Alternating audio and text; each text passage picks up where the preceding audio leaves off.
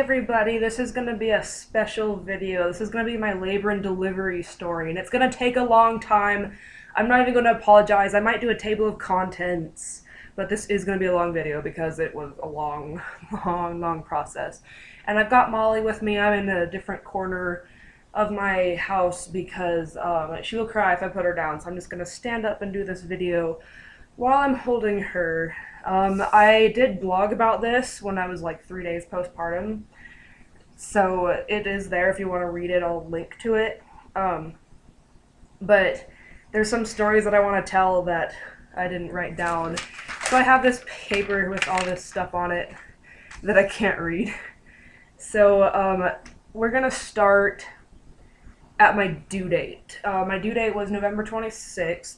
2013, and she was born on December 1st, almost the 2nd. Like, she was born 7 minutes before midnight, so she was born like almost a week past her due date. But to be honest, I think her due date was a little bit early because it was based off of my last period, which isn't really very accurate for me to do because I don't have periods very often, but it was pretty dang close. And just like based off of what she looked like when she was born, I think that she actually was probably born on her actual like 40 weeks. So, anyway, on my due date, it was a Tuesday. It was the Tuesday of Thanksgiving week. I had a midwife appointment. My midwife was actually, she went on holiday, like, the week before my due date and wasn't going to get back until, like, after my due date. And so, we were joking that Molly either had to be early or late so I could see her. She ended up not delivering me, but where I delivered, they only have, I think, 4 midwives, so they obviously talked to each other, and I had a birth plan and they all read it. One thing that really impressed me was that every single person that walked through my door that was a staff member had a copy of my birth plan in their hands, and they had read it. And they're usually laughing because I made it really sarcastic, because I kind of knew what to put and what not to put in it, because most things I had no idea. So anyway, on my due date, I had a midwife appointment. Like, they were weekly at that point, and it was like triple booked because my midwife was, you know, not there. So I had to wait for like 30 minutes to be seen because they were so backlogged, which I didn't have a problem with at all because I understood what was going on. And I'm not really super impatient when it comes to doctor's offices. I know how hectic they can be. So I finally got seen, and like the first thing, I didn't know what this person was going to look like. I didn't know who it was going to be, or I didn't know who it was going to be, but she actually didn't end up delivering me either. It was the other one, but she was one of the ones that was going to be on call around my due date, or around the time that I was going to deliver, probably. So, so I get in there, and she's like this really petite, like blonde-haired lady, and she was like young. My midwife, she's probably not like really young, but she looks really young. She's really petite. And the other 2 midwives are older, so this is one of the other younger ones, and like I didn't know what she was gonna look like. And she, first thing she did when she came in was she was like laughing her head up. My birth plan was so funny and sarcastic. So she, you know, did all the things. Like at my appointments, I never had an ultrasound. Like I only had my anatomy scan and then like the ultrasound, like the first visit I ever went, where I found out I was 3 weeks further than I thought. They just like felt to see like where she was, and they did a Doppler. That was pretty much all they did. Like they stopped doing pee in the cup after a few weeks in, like a few visits in. So anyway, she had me laid back, and they asked me if they wanted me to let them do the cervical exam. Like they didn't, like it wasn't like mandatory, but I really wanted them to. I wanted to know how much I was dilated. I wanted to see if I was like, you know, doing anything, and like that started at 37 weeks, and I was like a 1, then I was a 1.5, and then I was a 2. So she has me lay back, and then she checks me, and I told her that the week before my midwife had a really hard time finding my cervix because Molly's head was actually like in front of it. Like, it's kind of hard to explain, but trust me on this. And so I told her that. So she's like, oh, so do this and this. So like sit on your hands and lay with your hips spread apart, and she found it right away, so that was really nice. And it didn't hurt really bad. And I think I was like at a 2 or like a 1.5, and like every midwife is different with like, because they go by feel. So she said I was still at like a 2, so I was like, okay, and I was like 50% effaced or something like that. And there was a lot of blood when she did that. Like, for some reason, my cervix just started bleeding. And so she took out her hands and she was like, there's blood on my fingers. I'm going to give you a pad. So I was like, okay. And, like, by then I didn't freak out there was blood because, like, Molly was big enough that I knew she wasn't, you know, not there. So anyway, then she did the Doppler. And Molly's heart rate was 190 for some reason. It was really insanely fast. And I was like, that's weird, because normally her heart rate's in the 160s. And so, it was 190. And so she was like a little bit like, that's weird. And so she wasn't like worried, but she was like, I'm going to send you down to labor and delivery for a non-stress test, just to make sure everything's okay. And I was like, okay. But she said, like, I'm not worried. I think just something weird happened, but we just want to make sure. So I said, okay. So on my due date, I had to waddle all the way down because where the midwives are in a different building than the labor and delivery part, but they're like next to each other. So it was a little bit of a walk. So I walked there and it was like, oh, look at me with this giant belly.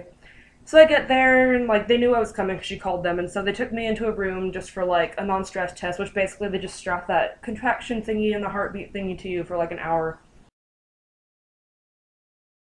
They had me sit there for a while to get, like, a base, and of course by then it was 160 the whole time, and then they had me drink a Sprite because they wanted to see what she was, like, active and, like, woken up, so I did that, and then they had to wait for her to, like, go back to sleep, which took a really long time, took like another hour, and so I was laying there for for a long time, and my hip was hurting so bad because I was laying on it for like an hour, and I was like so bored. There was like nothing to do, and my phone was out of reach, and so I ended up paging the nurse because I had to pee really bad, and then I was like, will you hand me my phone? And so she handed me my phone. She was like, yeah, sure. So I was texting Ben because it was about his lunch break. Like, I was on maternity leave at that point, and he was still working full-time, so he was at work. And so, so they come back, and they're like, everything looks fine, and they were trying to get the midwife that sent me to read the results, but she was busy because she was, like, triple booked, and they, like, kept not hearing from her. And so they finally had the midwife on call, which is the midwife that ended up delivering me. They had her read the results, and she said I was fine, so I was good to go, so it was just, like, a weird thing that happened from, who knows, like me laying down or something, caused her heart rate to go really fast. And so then I went home, and I was really disappointed because I was like not in labor, and they said I had an irritable uterus. I'm still like not entirely sure what they mean by that, but I was definitely having contractions when I was there. They weren't going very high. Like the meter they have, if you don't know, a contractions meter doesn't, like, the number means nothing, it just is, like, pressure, and it will, like, not go above a certain number, so, like, the ones at the hospital I went to stopped at 100, so mine went from, like, 10 to, like, 80 and back down to, like, 10, and they did that, like, once every, like, 10 minutes. So I was having regular contractions, but they, like, I couldn't feel them at all. I could, like, barely tell they were even going on. They were, like, barely anything at all, so I think that's what they meant by irritable uterus, but when they sent me home, they gave me a paper that said to come in when my contractions were 5 minutes apart for an hour. It didn't say anything about length or intensity or anything. It just said 5 minutes for an hour. So I was like, okay, that's pretty straightforward. So, so I did that, got home, was like, I'm not in labor, whatever. So I planned for Thanksgiving. So Thanksgiving was like 2 days after my due date. Thanksgiving came and went, and nothing happened except that I was huge. It was really fun. We hosted, we hosted, and my family and Ben's family came, so there were like 20 of us in the house, and we decided to play charades, and it was a whole ton of fun, even though I could barely get up off my couch, because I was so, like, heavy in the middle. And so finally it was like the weekend, and I was just like, oh, I'm still pregnant. I was like 5 days over my due date or something like that. And so the Saturday, it was November 30th. It was a Saturday, so Ben had work, and I was home, and my mom came over, and I was like, I feel nothing. This sucks. Like, I'm so sick of this. My feet hurt, my knees hurt, my hips hurt. My back didn't hurt, but my legs hurt so bad. I was so out of shape. So I was like, oh my gosh. And I didn't realize this until like way later, but I actually posted a picture of what I ate for lunch that day. Ben bought me a pineapple a couple days earlier because I was like craving a pineapple, and I finally got around to eating it.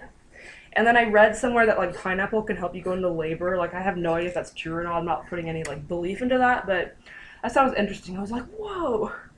So I finally was like, I want to try castor oil because if anything, it'll give me the runs, which I kind of want because I've been constipated this entire pregnancy, and I'm not going to get into that, but it was really bad. So we went to Walgreens and got a bottle of castor oil, and it just said to like mix it with orange juice or something. So we had some orange drink, and I mixed it up. It's a really, really, really thick oil. It's probably the consistency of like honey almost, but it's oil, so it floats on water. So I tried to stir it up, but it just like separated immediately. It was really thick. It smells like pure silk, so it smelled like Macy's. That was my joke. It smelled like a high-end clothing store. And it didn't taste all that bad, so I took it, and then like I could feel and I could hear like rumbling going on in like my stomach, but like I never went to the bathroom because my GI tract is so screwed up. So it said like 6 to 12 hours for it to work, and so that night on November 30th, it was either 8:30 or 9:30. On my blog post it says 9:30 or 9:45, but it might have been 8:30. I don't actually remember. I think it was 9:30. I like had a contraction like Braxton Hicks, you know, like stuff that I've been having anyway. And I was like, oh, cool. And then like 5 minutes later on the dot, I had another one. And then 5 minutes later, I had another one. And then another, and I was like, Mom, my contractions are regular. Like, I'm having something, and they're regular. They're like 5 minutes apart. And so she starts timing them, and like every single one was 5 minutes apart.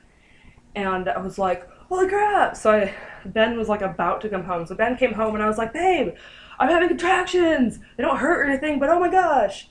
And someone that we go to church with said, if you can, to wait until, if it's at night, to wait till after midnight to go there, because if you get admitted at like 11 p.m., they'll charge you for that day, even though you're only there for an hour. So I like had a while to wait. And the whole time I had contractions that were 5 minutes apart. They never like hurt, and I never, you know, they're just like Braxton Hicks, but they were all 5 minutes apart, and they were like that for like 2 hours. So my mom stayed over, and Ben was like, oh, okay.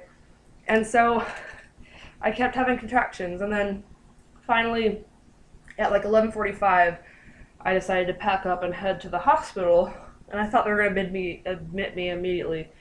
So I got to the hospital at like a little after midnight. It's about 15 minutes away. It was, you know, really late at night, so there was hardly any cars on the road. So that was nice. It was just a nice, easy, chill drive to the hospital. I wasn't in pain. I wasn't, you know, having really strong contractions, but they were there. So we got to the hospital. My mom like followed in her car, and she knows where it is anyway. But so we're like, oh, we better like tell Dad and Keon, because I wanted them to be there. The only thing in my birth plan that I really wanted to go the way I wanted it was who I wanted to be there, and it was 4 people. It was my immediate family and Ben. So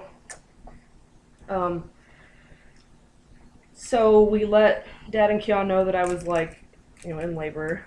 So we got to the hospital, and they took me to a room, and they had me change into a gown, but they didn't admit me. They just like changed me into a gown. They had me walk around for an hour.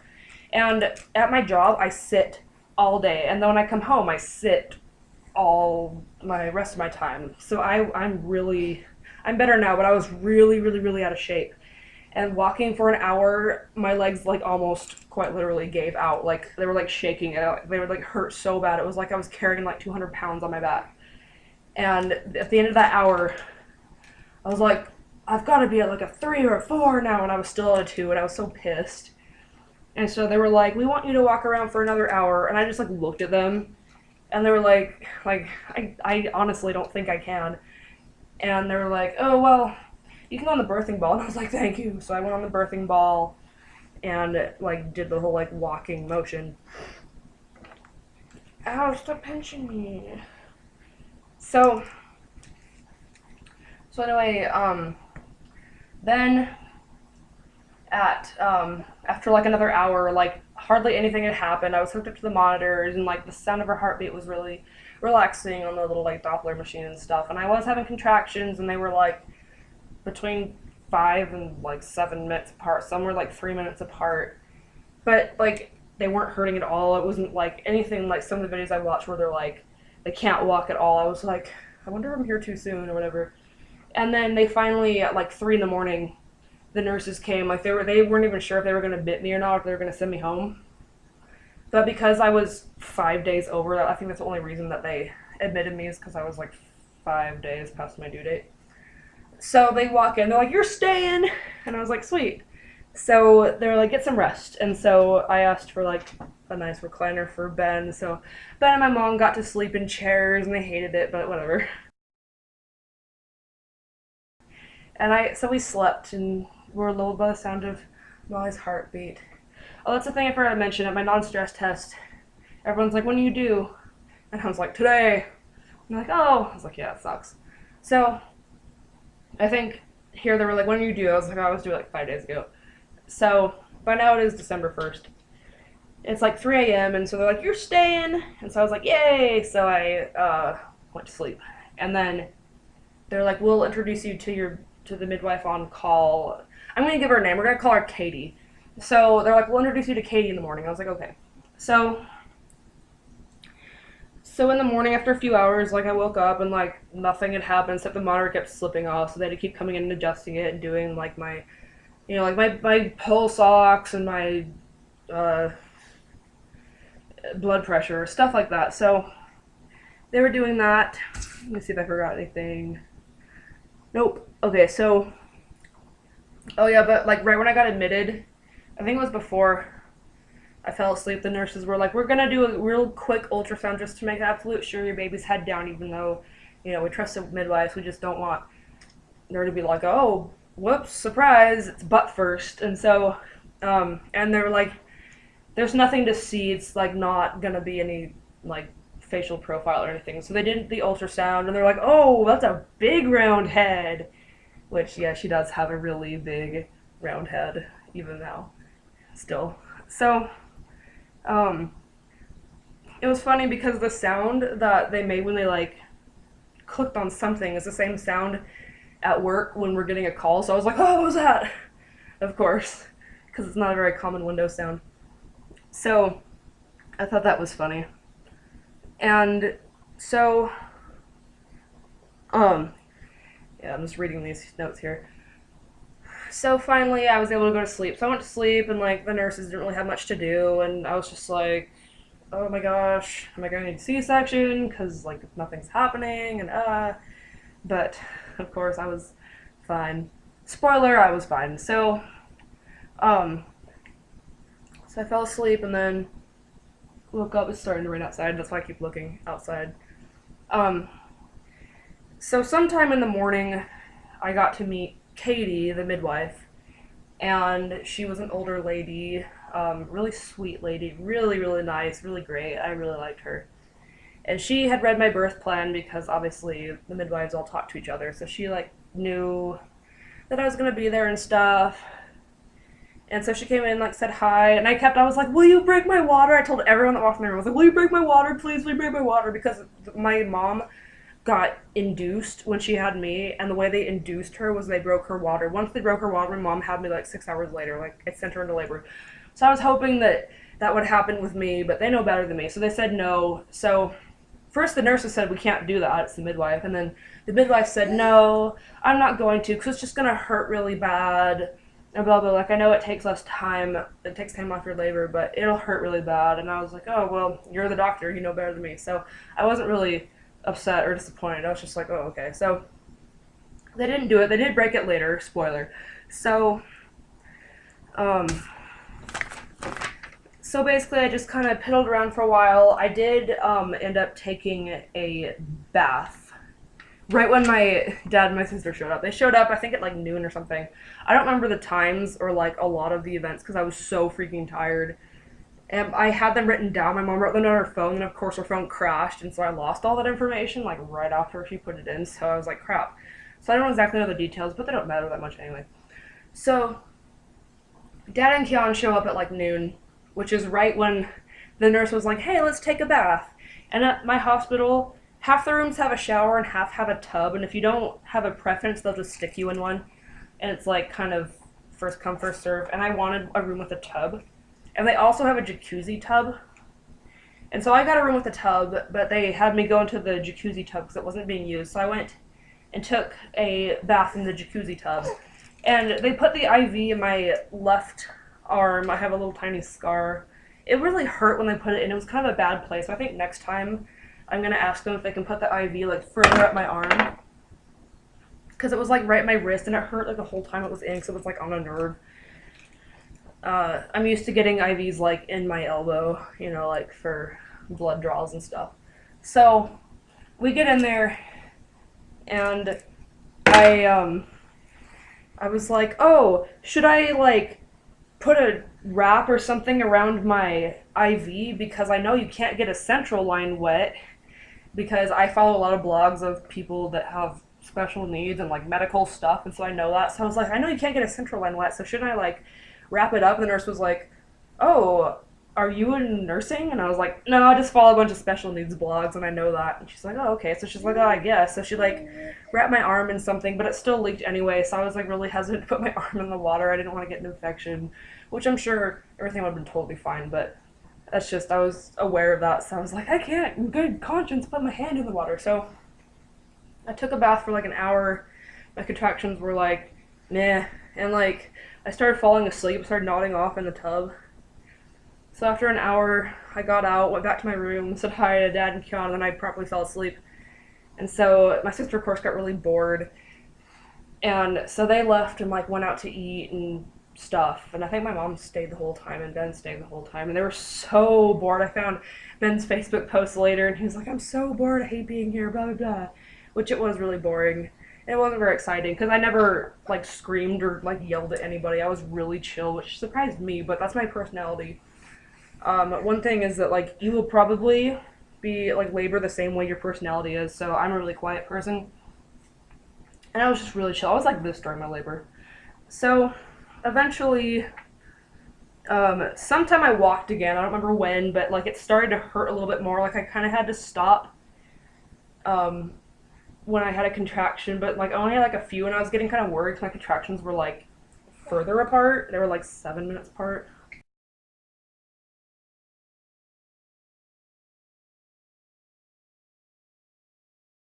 So finally at, I think 2 o'clock, I think it was around 2 o'clock, the midwife finally said, we're going to break your water.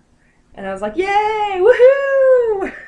So I was not adamant about having a natural birth, I'll tell you that right now. So I was like, yes! And so I was laying on my back in the bed. I spent most of my time actually in the bed with the monitors attached to me, which wasn't, I didn't care too much. Some people don't like being touched by all that stuff, but I didn't care, so that was helpful. So she broke my water, and so much water gushed out, and I was like, whoa, that's so much water. I'm so glad it didn't break naturally, because, oh my gosh. And I know it would have been less water if it was broken naturally, but I was really glad I didn't have to deal with that at work. And then I had a contraction right after that, and it pushed, like, more water out. It felt like there was, like, a gallon of water coming out at once.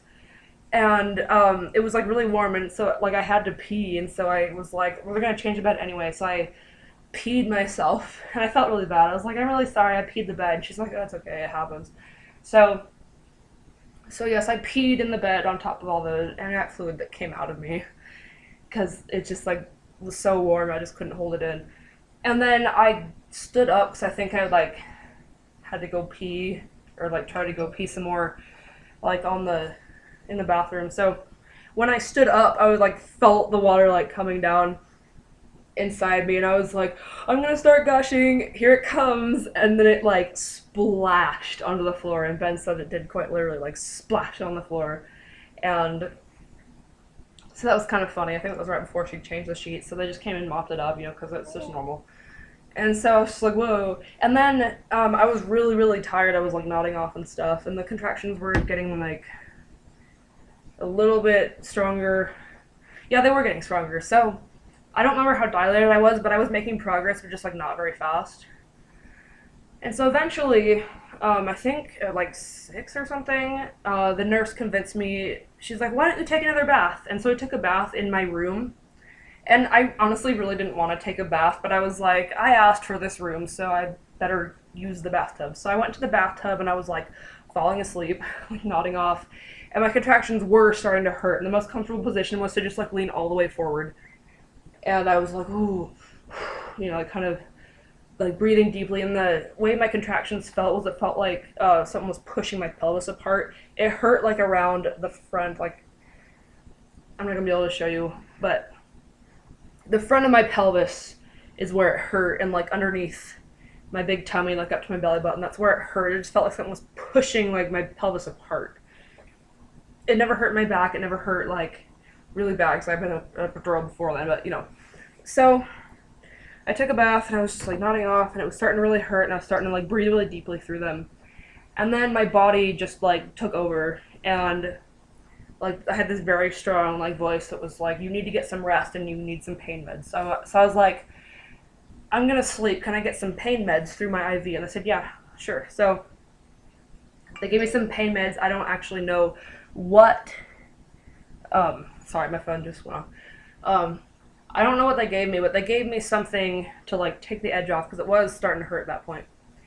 And I fell asleep for another like 2-ish hours, and I had like at least one nurse change at that point. And then like in the middle of when I was sleeping, and that the nurse that was with me like most of the day, her shift was over, so she said bye, and I was like really sad because she was a really cool nurse. And so I said bye to her. I said, you did great. And then I had 2 nurses, and they were the ones that ended up being there when I delivered.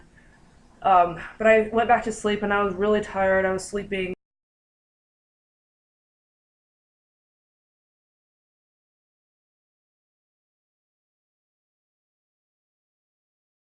And one thing I should mention is that I was allowed to eat. Like, my dad brought over like pudding and rolls and Jello, and I ate those.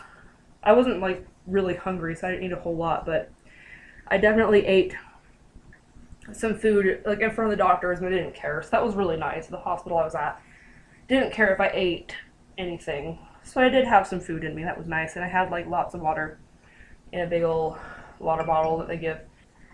So finally, I woke up after that, and my midwife came in, like Katie came in, and she was like, you've been at a 6 for a few hours, and when you slept, your labor slowed down, your contractions slowed down to like 10 minutes apart. So we are going to induce you. And I was like, sweet, yeah! And then immediately after that, this like strong voice in my head was like, you need an epidural. And I was like, oh my gosh, I need an epidural. Can I get one before you do that? And they're like, yeah, sure. And it wasn't like I was freaking out. It's just like my body was like, you need sleep, you need blah, blah, blah, so you're going to get one. So I was like, okay. So, wow, my phone is going crazy. So, the person came in. They were there, like they hadn't gone home. So I didn't have to wait very long. So the person came in and like explained to me what they were going to do and how they were going to do it. They like sprayed me with like spray adhesive and put like plastic on, and then like did the whole like local, and they stuck the needle in. I was kind of worried about it. Like I went in like not expecting an epidural. Like I didn't really care if I was going to get one or not, but I wasn't like planning on having one. So I was a little bit nervous, but it didn't hurt at all. And some people like it only numbs a little bit of them or doesn't work, but mine completely numbed me from the belly button down, or like the chest down. I could feel absolutely nothing. My legs were dead, and I was like, oh, sweet, this is awesome. So I did not feel a contraction after that. Like, we're gonna put a catheter in you. They're like, we're gonna put a catheter in you, and we're gonna cath you. But we're not gonna leave it in you. We're just gonna cath you. And I was like, sweet, I've never been cathed before. This is awesome. And not very much pee came out, and it was really concentrated, which is typical for me. So I did have some fluid. I did have some fluid in my IV, like an hour after my epidural. So they gave that to me. Then they gave me a tiny bit of Pitocin through my IV. They didn't give me very much, and that just like totally kick-started my labor. And that was at like 8 or something. And from then on, things went a lot faster. They didn't go quickly, but they went way faster than they had been. So I got to a 6 naturally, and then I had Pitocin because my labor was just not going fast. My contractions never got more than 3 minutes. Like, they never got closer than 3 minutes apart. They were like between 3 and 7 minutes my entire labor. I didn't realize this, but like the like labor from when it like hurts on is about like 6 to 8 hours in my family, but like before then, all the pre stuff, I didn't know they didn't include that. So I figured that once I started having contractions way back like a day ago, that it was going to be like I was going to have a baby in 6 hours, and that did not happen. It did not happen like that at all. So I know better for next time. So my contractions, you know, didn't hurt anymore because I had epidural. So I was like, yay. And I was like a little bummed because I wanted to try to push on my hands and knees, but I'm planning to have several more kids. So I'm sure I'll have plenty of opportunities to see if I can do it without an epidural and push my hands and knees. So who knows. But I got an epidural, and I was like, yeah, and I was kind of like, dang, I have to lay in the bed, but I didn't really care. My body pushed out my baby anyway. It did not stop her from coming out. So I went back to sleep for a few more hours, and then finally at like 11 o'clock at night, Katie comes in, and she checks me, and she's like, oh, you're at a 10. And I was like, yay! And she was like, but your baby's still like way up here, so we're gonna have you lay on your side for 30 minutes to like have her make her way down so that you have less to do when you push. And I was like, okay. And my sister was like, I'm bored, I'm gonna go home now. I'm like, no, you're not, I'm finally about to come home. Or I'm finally, sorry, you can't go home, I'm finally about to push this baby out. And so they stayed. And so for 30 minutes, I had to wait for her, because like her butt was like way sticking out because I was having some strong contractions. So you could clearly like see her butt was sticking way up, and it was still way up. So 30 minutes later, sure enough, she had like descended down my birth canal. So that was awesome. And they were like, yeah, you're at a 10, you can push now. And like I heard this like sound. This is kind of gross, but I heard this sound, and it was my bloody show finally coming out. And I think I also pooped myself a little bit, but whatever, it's part of pregnancy, it's part of labor, so I wasn't worried about that. So that happened, and so I remember she like lifted up the sheets, and she's like, oh, there's your bloody show, and I was like, about bloody time, haha. So, let's see if I missed anything. Nope, okay, so 11:30 p.m. on December 1st, I was finally ready to push after I had been in labor for like 26 hours, and I was like, oh, I cannot wait. And we took a bunch of pictures, and I was really chill the whole time. And I was like just on my phone passing time. So people are like, why on Facebook, you're in labor? It's like, because labor isn't like something that takes like 30 minutes, guys. There's a lot of downtime when you're in labor. So, especially when it was my labor. So I was really tired. By that point, like, all I cared about was what Molly looked like. So, they had me like get on my back, and they spread my legs apart, and my sister, like everyone saw it from my vag. Like I thought they were all gonna be my shoulder, but all of them had vagina shots. And so they opened my legs. My sister was like, and I was like, oh, Keon, you get a vagina shot. And she just made this horrified look. It was really funny. But she was like totally content to just sit there and watch. Like I knew that she would be fine. So she was there watching. And my parents were there. My mom was there. My dad was there. And Ben was there, of course. So all of them were watching. And they all were seeing from down there. So I didn't film it because they said I couldn't. I think next time I might sneak in like some film. But I can't make any promises. So, anyway, it's getting really hot right here. So, they're like, okay, get ready to push. And then my contractions stopped. They went back to like 7 minutes apart after they had finally been like 3 minutes apart. And I was like, are you serious? And so I'm just waiting, looking over the machine. It's like flatlined. I'm like, come on. And so finally I had a contraction, and I was able to push. And I knew how to push from YouTube birth videos, and which is kind of cool. So they didn't have me do a practice push. They were like, push. I guess they were trying to see if I knew what I was doing. And so I just like took in the deep breath and like curled over my baby and pushed. And they're like, great. I was like, sweet, that's the way to go. And so I just pushed, even though I couldn't feel anything. I could feel like very vague things. And so I just pushed like that. And I pushed 3 and 4 times during contractions. So I had a contraction, I pushed like 3 or 4 times. Then I had another contraction and I pushed like 3 or 4 times. And the next contraction, the midwife wasn't ready, so I didn't push on that one. And then I was just watching the clock. The clock was like right on the wall. I was staring at the clock. And all I cared about was, I have a chance at this baby being born before midnight, and I want to know what she looks like. So I just kept pushing, and then like finally, I could feel the midwife like running her fingers on the inside of my like vagina or lips or whatever it's called. I could feel her doing that, and they're like, here comes the head's here. And when my mom was pregnant with me, and when I was being born, the doctor said, I see a full head of black hair. And when I was pushing Molly out, they said, I see a full head of hair. And I almost started crying. So I was like, that's what they said when I was born. What color is it? And they were like, we can't tell. It's all bloody. And I was like, oh, okay. And so I was like, oh my gosh, I bet she's going to look like me then. She's going to look like me. Because my ultrasound, she clearly had my nose in the anatomy scan. And so I was like, I bet she's going to look like me. And so 7 minutes to midnight, finally, I had a contraction, and I pushed, and they're like, here comes the head, and I felt her head pop from my vagina, and nobody told me to stop, so I was like, okay, so I just kept pushing, and she came out in one push. I felt this, and I felt her come completely out. And, they didn't hold her up, they didn't suction her, they immediately put her on my chest. The first thing they did when they pulled her out was they put her on my chest. They just like handed her to me. And as her head was like coming up towards here, I was like, what does she look like? What does she look like? What does she look like?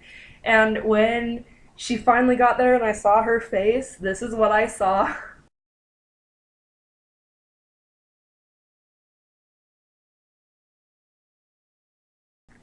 And I was like, I don't know who she looks like. I had no idea. I couldn't tell. Like, her face was too squashed. Like, I thought she was gonna look like me a lot or look like Ben a lot. But I was like, I don't know who she looks like. I could not tell. Like, her mouth was like a shape I'd never seen before, and her nose was like gigantic for her face. And I thought it was Ben's nose actually, because it was so big, but it was mine. And her eyes, I knew I wasn't gonna be able to tell what her eyes were gonna look like because her eyes were like all swollen. So I knew that would take a while. She's got Ben's eyes. So they put her on me, and for some reason I like didn't expect her to cry. I expected her to just like look up at me, you know, like, oh, and then be like, oh, but no, she was like, wah, wah, and she made this little cry I've never heard before, and it's the way she still cries. Like, well, she doesn't cry like an infant anymore, but, like, she cried, it wasn't, like, all fast, it was, like, the way she normally cried as a newborn, and so I was like, oh my gosh, she's crying, and I immediately put a hat on her, so I couldn't see her hair really clear, but her hair was dark brown, it was this color. Her hair's growing in lighter. I don't know if it'll be blonde or light brown, but she's definitely got blonde growing in. So, she did have a full head of hair, and she was crying, and like she had her hand up like this, you can see in the picture, and I was just staring at her hand, like her little hand was like this, and like her fingernails were there, and I was like, she's got fingernails, and her hands were like white blue, which is normal. She's having a good time over here. And she was just like crying and stuff, and they put the hat on so I couldn't see her hair anymore, but I was looking at her and I was like, she's got your ears, babe. Like, she has got Ben's ears. She has no earlobes. She's definitely got Ben's ears. And there was like little fur on her ears, and there was like hair on her shoulders, and she was all white and sticky. And like a bunch of thoughts went through my mind, of course. And the next thought that went through my mind was, she does not weigh 9 pounds. I was worried she was going to weigh like upwards of 9 pounds because of how far out I carried her and how big I was. And because I weighed 9 pounds and my mom weighed 9 pounds, so I was really worried she was going to be a really big baby. And I just knew from holding her on me that she was not 9 pounds. I was like, okay, good, this baby's not 9 pounds. My guess is she's 8. And then looking at all the like verdicts on her, I was like, I'm not post-due. I'm definitely not like 41 weeks. And so I figured that her due date was probably a little bit ahead of her actual gestational age. And at my anatomy scan, I asked what I was measuring at because I never had like a measuring ultrasound. And they said, you're within 4 days of your due date. And I went into labor 4 days after my due date, so I think she was probably born right at 40 weeks. So she was born, and I got to hold her for a little bit. I was just like, whoa, and then like I didn't really know what was going on, and Ben cut the cord, and they took out my placenta without me even knowing, because I wrote my birth plan. I didn't want to look at it, didn't want to see it, didn't want to, gross. So Katie started stitching me up, and they took Molly to like have her weighed and stuff. And my guess was that she weighed 8 pounds, and she weighed 7 pounds, 12.7 ounces. So she almost weighed 8 pounds. I was really surprised when I saw a 7 on the scale, but it was like almost 8 pounds. And she was 20 inches long. And then like 3 days later, they measured her to be 19 and a half. So she was like between 19 and a half and 20 inches long. And she weighed almost 8 pounds. And she was pretty skinny. And so they like bundled her up, you know, put a diaper on her and everything, and then Ben got a hold of her. And I don't remember if my parents did or not, but of course they were all looking at her. She was so cute, and she was there, and she didn't cry very long, so that was nice. So then they were stitching me up, and Katie was like, oh, you tore. And I was like, oh, I'm not surprised, because I didn't stop when her head came out, because normally when you birth naturally, you stop when their head comes out to let it stretch, but I couldn't feel anything, so I was like, I don't care if I tear, so I pushed her out in one push, which next time I might slow down. I don't know. So I tore. I had like a level 2 tear where they would have cut me had they done that, but they didn't, because I didn't want them to do it, and they weren't going to do it anyway, so. Oh, also, when she was born, I was going to say this as like comedic relief, but I forgot, so I was so caught up in the moment, but the nurse was like, by the way, she really is a girl, and I was like, oh god, I forgot to ask, because they didn't hold her up, they just put her on me, so I didn't even see her little lady bits until they took her away to, like, weigh her and stuff. So anyway, they started stitching me up, and I was like, oh, do you want to take my placenta out? And they're like, yeah. I was like, oh, cool.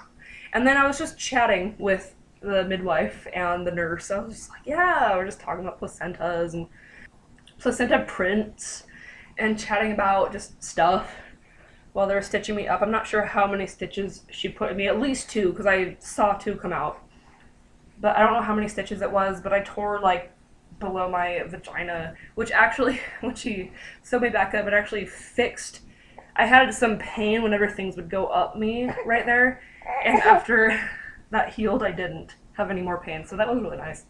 So I don't know if she sewed me bigger or just it needed that, but so they sewed me up and everything, and then everyone left. I was like, I'm hungry, so I ate some pizza. My dad got pizza. There's a local pizza place that's like pretty famous where I live, and so he got pizza there, and I finally ate some, and I was like, yay, I get real food, pizza. And I felt weird. I felt really weird. So I drank some water, and I still felt weird. I felt really strange. And a couple hours later, like they had switched off my epidural, so it was going away. And then the nurses wanted me a couple hours later to try to walk and go to the bathroom. And I was like, well, my left leg is still completely dead, so you're going to have to help me. So they got me up to the bed, corner of the bed, and I stood up. And got up, took a step, and like, you know, of course, my leg didn't hold me up. I took a second step, and then all of a sudden, I was like, I'm going to pass out. And the next thing I remember, they're yelling at me, and they're yelling my name, like, wake up, wake up. And I open my eyes, and I'm flat back on my bed. I'm like, whoa, I really did pass out. And they checked my blood pressure. They were like, are your ears ringing really loud? I was like, yeah, they are. And they're like, you're so pale, oh my gosh, ah. And they're like, we're gonna check your blood pressure. And it was 80/60. So they're like, yeah, we're gonna give you some fluid. Don't get up for a while. And I was like, okay. So I took Ben and Molly to postpartum, and I had to stay for a few hours, and then I eventually got a wheelchair because I could not stand up without feeling really dizzy. So Next time I'm gonna ask them for an IV of fluids, actually, so that doesn't happen again. Because I have low blood pressure anyway, and then losing like half of my body fluid made it really low, so that was not so great. And then I got to postpartum and everything was fine and dandy. She was like perfectly healthy and everything. And before we left, I tried breastfeeding and she took to it immediately. Like, she was crying and I was like, what do I do? And I whipped out my boob. She saw it and she literally like opened her mouth and latched on like perfectly. And it hurt. It hurt me, of course. It hurt really bad. I was like, ow, because it was like tugging really sensitive skin. But she, like, nursed perfectly. Oh, you're getting tired. So she nursed, great. So that was awesome. And she continued to nurse perfectly. So I didn't have any problems nursing except for how freaking painful it was. So we went to postpartum. I went to postpartum. Molly was there. And by then it was like 4 or 5 in the morning or something. And I got some sleep. Then my real midwife, my midwife was back. Like, she had, first thing she had when she was back at work was she had to be in labor and delivery, and so she came down and said hi to me and got to meet Molly when she was a few hours old, so that was awesome. I got to talk to her, tell her I passed out, ha ha ha, you know, and all that, and my labor was great. I was really chill. She's like, yeah, I expected that from you because you're a really chill person. So everything was great. And then like later that day, Ben's family all came and met her.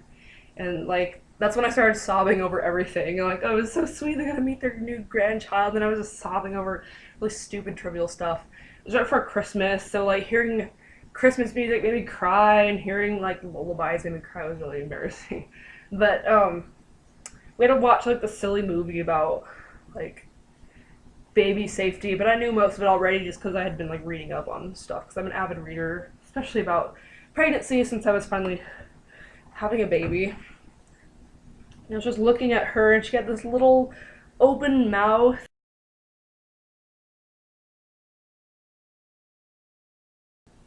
And it was the cutest little mouth I'd ever seen. You know, and all that. Like, the mothers were like, oh, their little hands and their little feet and their little mouth. And she had the cutest little mouth ever. And then, before I got to postpartum, like, when she fell asleep the first time, it wasn't just like, it was like, yeah. It was like her eyes just like rolled into her head and her eyelids like drooped down. And I was like, she's dying! Like, I knew she wasn't, but it was just like, power down. Her first time falling asleep after she was born. It was so weird. So, she was being adorable and precious in the postpartum room, and she cried a lot, of course. And Ben was like, ah!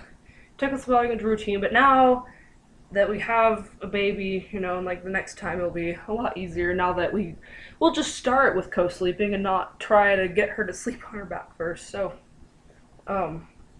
she would not sleep on her back, and she would not sleep not being held. It was kind of annoying there, but we figured it out once we got home. So I was discharged like noonish on the 3rd. So like I spent 2 nights in postpartum, but that was because she was born at midnight. If she would have been born later in the day, I would have only stayed 1 night. But that's how it happened. They were like, oh, by the way, you need to be out of here by like 2 or noon or something. And it was like 9. I was like, oh, okay. So I packed everything up and we left. And then the nurse put her in her car seat. And it was so cute. And she's hungry. She started eating the straps because she was rooting the straps. It was so cute.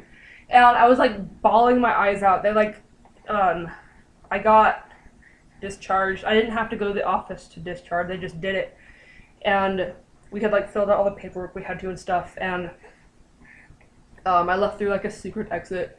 And I was just like bawling because I had this little tiny baby. And I was like, oh, I made a baby home. Oh, yay. And then we got in the car, we went home, and began life as a family of 3. So it was crazy. Oh, now she's all tired. She's like, Mom, you've been talking for 50 minutes. So, And then recovery wasn't bad at all. Like, recovery didn't really hurt at all. I got really lucky. I have a high pain tolerance, I discovered. And like it hurt to stand for a long time. It hurt to sit like on my crotch, so I had to sit kind of like back. But everything healed like it was supposed to. Everything was awesome. Everything was great until I hurt my back when she was a month old, which had nothing to do with her delivery. It had everything to do with how out of shape I was. But my poor back just, I broke it. I'm pretty sure I tore something. One thing, yeah, when I got to postpartum, like my epidural had worn off, and they kept giving me like ibuprofen, even though I didn't really need it. I didn't fill a prescription or take any when I got home.